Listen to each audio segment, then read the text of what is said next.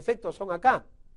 No solamente en trata de personas, en realidad el Perú también ha suscrito muchos acuerdos acerca sobre el narcotráfico o el tráfico ilícito de drogas o de los IQF, más conocidos como insumos químicos fiscalizados, es decir, lo que se usa para procesar la droga.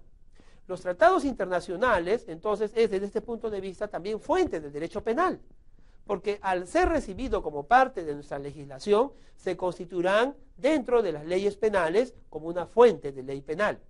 La persecución al terrorismo, por ejemplo, al terrorismo, ya dije, bueno, trata de personas, ¿no? Y estamos entrando a nuevos detalles, a nuevas cosas, están negociando nuevos temas de protección tutelar penal.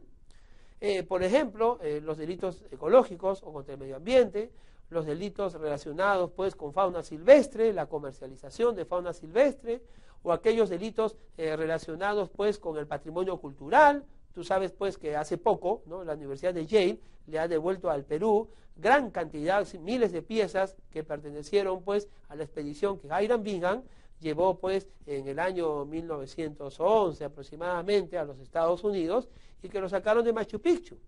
Hay pinturas famosísimas que son patrimonio cultural de muchas naciones que han sido robadas y que si por ejemplo aparecieran en el Perú tendrá que requisarlas y devolvérselas a su dueño. ¿Por qué?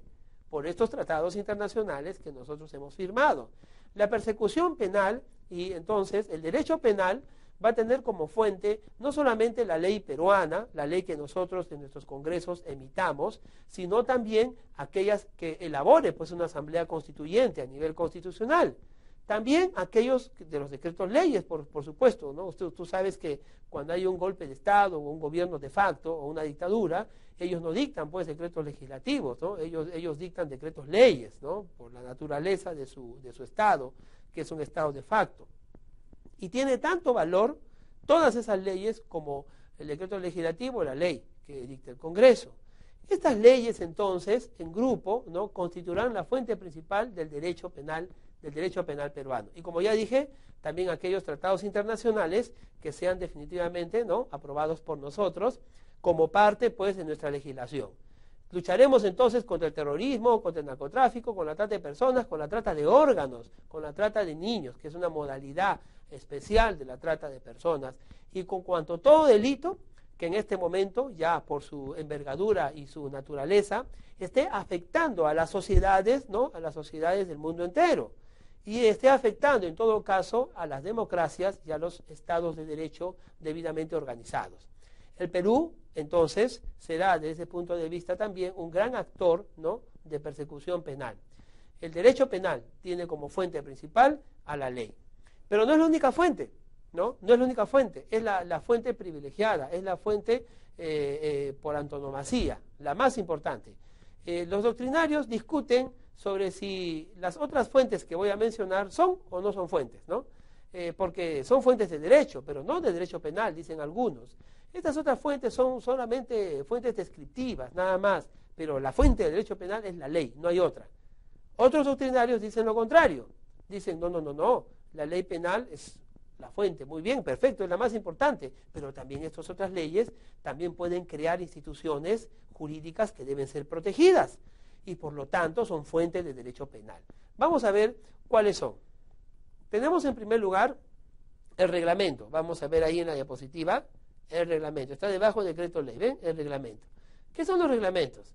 Los reglamentos a nivel normativo se encuentran en la pirámide de Hans Kelsen. Los reglamentos son normas, son leyes que, valga la redundancia, reglamentan una norma superior, ¿no?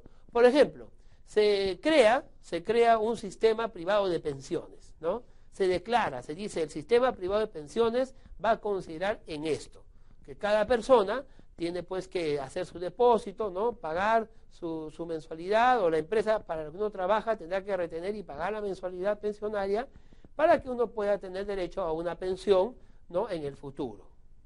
Listo. Y ahí fue todo. Pero esa es la ley. El reglamento es una ley que accesoriamente va a mejorar, va a perfeccionar aquella ley declarativa. El reglamento entrará y dirá, bueno, y el porcentaje que se le va a descontar es esto, se va a descontar de esta manera, A los tantos años se puede jubilar, tantos años de aportación necesita tener, si desea puede pedir su bono de reconocimiento al Sistema Nacional de Pensiones, para pedir eso tiene que tener tanta edad, ¿me entiendes? O sea, el reglamento va a complementar la ley declarativa. Es posible que en un reglamento también se establezcan bienes jurídicos protegidos. De hecho, se establece, ¿no? Si tomamos solamente como ejemplo el AFP, tú sabes pues que el sistema pensionario, el sistema bancario y financiero también son bienes jurídicos protegidos por la ley penal. ¿Por qué? Son protegidos porque son necesarios para la vida en común, para el desarrollo pues de la sociedad en convivencia, ¿no? En paz social y en armonía. Así que los reglamentos son pues también fuentes del derecho penal, pero no tan importantes ni del nivel estructural que lo es la ley penal. Seguimos, vamos a ver ahora la siguiente diapositiva. Ahora, las ordenanzas. Son textos, leamos juntos, son textos que contienen un conjunto de preceptos que regulan una determinada materia y que pueden ser dictados por un órgano administrativo. Bueno, ciertamente hemos puesto el nombre que usa la doctrina para referirse al derecho administrativo, ¿no? Las ordenanzas. En realidad, cuando hablamos de ordenanzas, que es el término doctrinario con el cual discuten pues, los españoles, los italianos, estamos nosotros hablando de las resoluciones que emiten los órganos administrativos. Las ordenanzas administrativas o las resoluciones administrativas serán también fuentes del derecho penal. ¿Por qué? Porque estas resoluciones administrativas pueden configurar delito o pueden configurar un bien jurídico protegido. Te doy un ejemplo. En materia tributaria de impuestos, ¿no? Tasas, contribuciones, en materia tributaria existe lo que se llama la figura del deudor tributario, pero también existe la figura del delincuente tributario. Cuando nosotros hacemos elusión, o sea, eludimos el pago de un impuesto, eludimos el pago de un tributo, generalmente lo eludimos de una manera legal, ¿no? Generalmente, de una manera legal. Por ejemplo, si yo soy contribuyente de cuarta categoría, trato de no pasar el máximo de la ley, ¿no? El mínimo de la ley que me señala de ganancia del año. Trato de no pasar, porque yo sé que si paso voy a pagar. Entonces un día me dicen, doctor, gíreme tanto recibo. Yo digo, no, mejor te recibo un poquito menos, ¿no? Y así hay personas que hacen. El pintor no le cobra a usted, a veces no le da un recibo, ¿no? Sino recibe simplemente directo el pago, ¿no? Y no le da a usted un recibo por honorarios. El pintor, el gafitero, el mecánico, ¿ah? El que pone los pisos, el que pone los cerámicos, el que le arregla a usted la oficina, la casa, no lo hace. Porque él sabe que si le da muchos recibos por honorarios, va a cruzar el mínimo que la ley le permite dar y va a tener que pagar impuestos. Esa es una manera de eludir. La evasión, sin embargo, ¿no? O en todo caso, el de la encuesta tributaria, es, por ejemplo, usted gana lo que gana, pero lleva doble facturación. Usted lleva doble libro, ¿no? Bueno, ahora ya no se puede con eso el sistema del PDT, ¿no? Pero antiguamente había muchos contadores, pues, no contadores tampoco, ellos no tienen la culpa de eso, ¿no? Pero había muchos profesionales que se prestaban quizá a eso, ¿no? Obviamente dejando de lado la ética y dejando de lado los valores, y hacían doble facturación, doble libro contable. Ah, ¿eso qué es? Eso ya no es elusión, eso es evasión. Y obviamente cuando caía la SUNAT calculaba cuánto debía realmente. Ah, usted ha estado evadiendo impuestos. Ah, muy bien. Usted debe pues 100.000, 200.000 soles de impuestos y tiene que pagar ya. Tiene que pagar. Y además hemos comprobado que usted ha estado evadiendo. Así que ahora lo vamos a denunciar por delito tributario.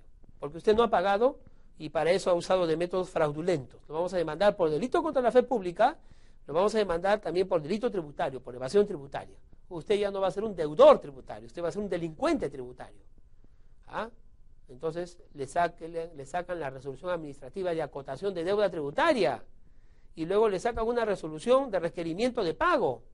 Y si usted no paga y sigue portándose de la misma manera, ¿qué va a ocurrir? Bueno, obviamente la SUNAT, ¿no? Lo va a multar a usted. Pero aparte de multarlo, que es la responsabilidad administrativa, también la SUNAT lo que va a hacer es denunciarlo ante el fiscal especializado en delitos aduaneros y tributarios. Y ese fiscal lo va a denunciar a usted por delito tributario. Entonces, yo te pregunto, la resolución administrativa de SUNAT, donde acotaron tu deuda tributaria, donde acotaron tu evasión, ¿no fue fuente de derecho? ¿No se justificó luego como un delito? Sí, claro, por supuesto. Entonces, las ordenanzas administrativas, las resoluciones administrativas,